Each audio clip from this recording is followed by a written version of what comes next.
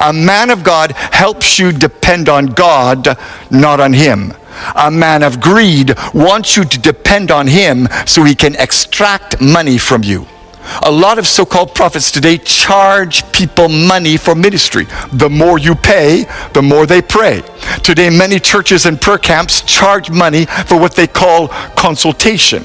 If you give $50, you get a prayer. If you give $100, they will lay hands on you and anoint you. If you give $500, they'll fast for you. And if you give $1,000, they will prophesy and see a vision for you. Nonsense!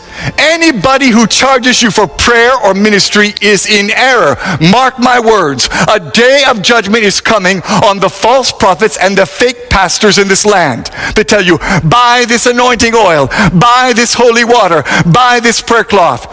Do not be deceived. Jesus never sold any miracle, and neither did the apostles. We have to get back to the place today where we depend on Jesus and Jesus only. The cult of celebrity pastors must end.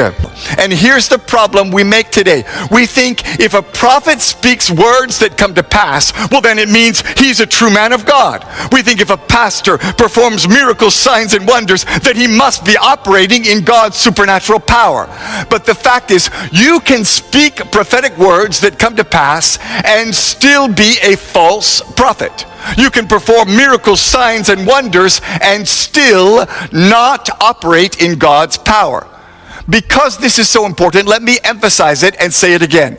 Deception is not just wrong words, it's also a wrong lifestyle.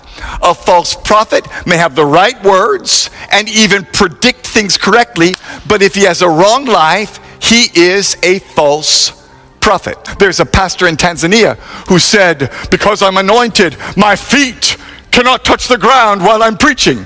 He stood on top of his members while he preached. What is that? Nonsense. The pride in pastors today is making God angry.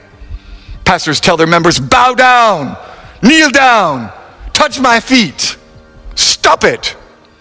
Jesus and only Jesus must be glorified. A few years ago, Pastor Rabalago of the Mount Zion General Assembly in South Africa was spraying Doom, super multi-insect killer, in people's faces to cure their sickness. Pastor Light Monyeki of the Grace Living Hope Ministries commanded his congregants to drink rat poison as a demonstration of the power of faith.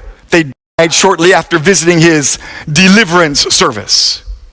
Ask yourself, where is that in the Bible? There's a great wave of error running through churches today. It's destroying pastors and ruining churches. It's causing men to backslide and making the gospel lose power. It's making a mockery of the truth and making men lose their faith. It's causing good Christians to turn from the truth and fall into sin.